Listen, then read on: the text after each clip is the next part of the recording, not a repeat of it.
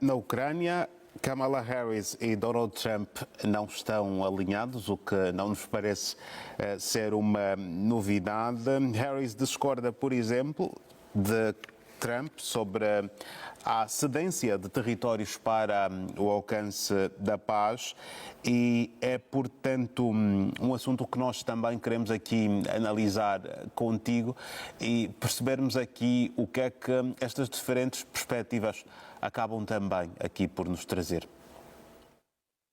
Bem, isso também nos levaria a compreendermos quais as razões que levaram a Rússia a lançar essa operação militar especial, não é?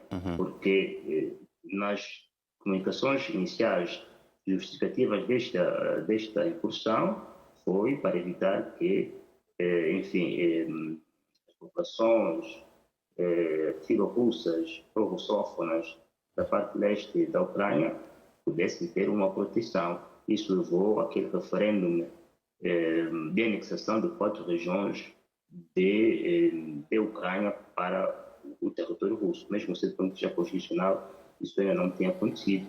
E outra razão foi a de que deveria-se evitar uma eventual entrada para a NATO da Ucrânia e também se tivesse como Estado membro da União Europeia.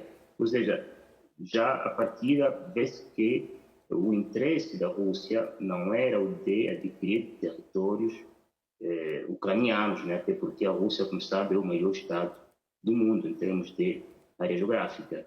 Eventualmente, a Rússia usa esses territórios para que, num futuro, numa futura negociação, possa obrigar a Ucrânia a recuar dessa pretensão de entrar para a NATO e para a União Europeia e também a defesa das populações russófonas do leste da Ucrânia para, em troca, devolver esses territórios.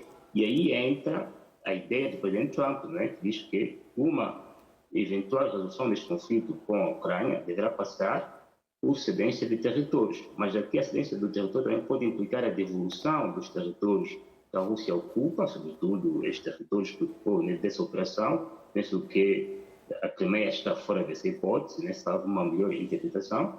A devolução desses territórios da parte pela Rússia à Ucrânia poderá implicar que a Ucrânia desista dessa pretensão de ingresso para a NATO e para a União Europeia.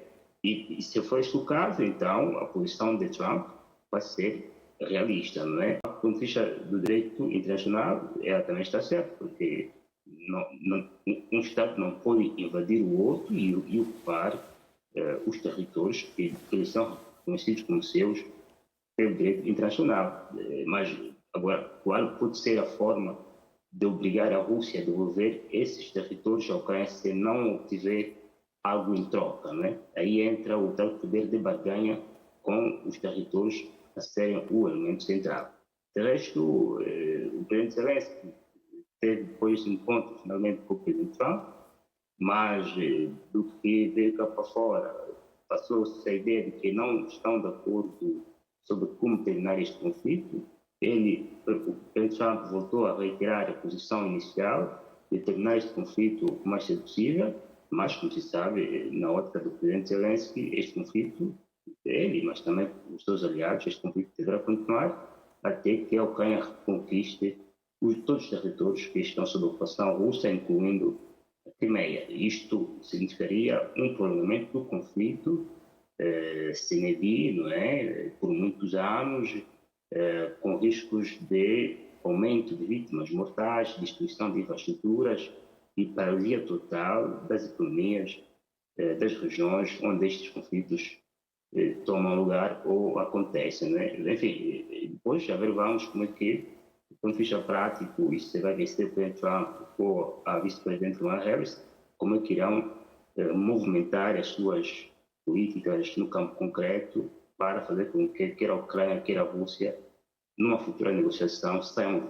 ambos vencedores desta intentona que estão a levar a cabo há já 2 anos e meio. Certo. Agora, Isao, Trump continua a prometer de forma reiterada que colocará fim caso vença as eleições e após este encontro que manteve também com Zelensky, voltou a acentuar isso mais uma vez. Estamos diante de um otimismo exagerado ou diante de uma mera estratégia também aqui que provavelmente poderá estar a incluir na sua campanha? Estamos perante isto, não é? E também divisões díspares, do ponto de vista da compreensão da Rússia no cenário internacional, o papel que ela exerce no sistema internacional. Na ótica da gestão Biden e agora também eventualmente de Kamala Harris, a Rússia é um Estado inimigo, não é?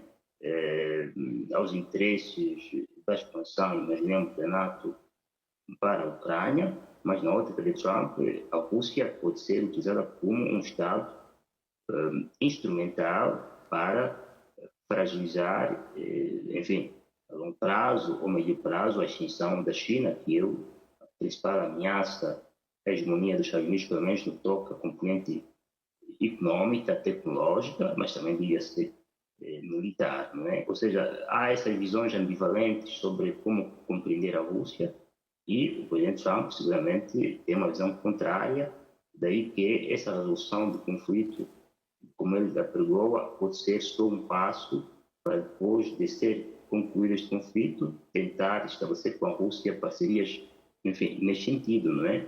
De cooperação mais próxima, com vista a unir esforços, eventualmente com a participação da Rússia, para fazer com que a China não constitua essa ameaça à hegemonia dos Estados Unidos.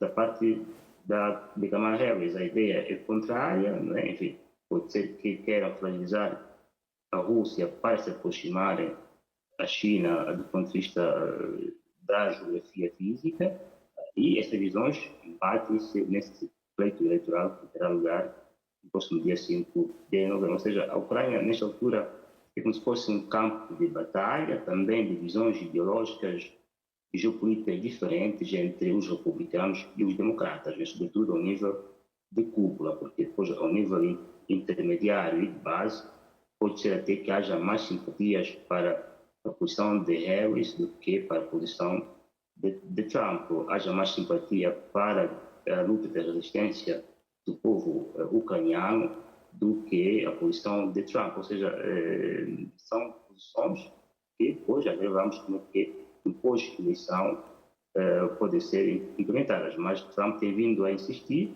de que tão logo vença a eleição, se a vencer, irá congelar este conflito, mesmo durante o período de transição para a assunção das pastas como presidente dos Estados Unidos em janeiro de 2025.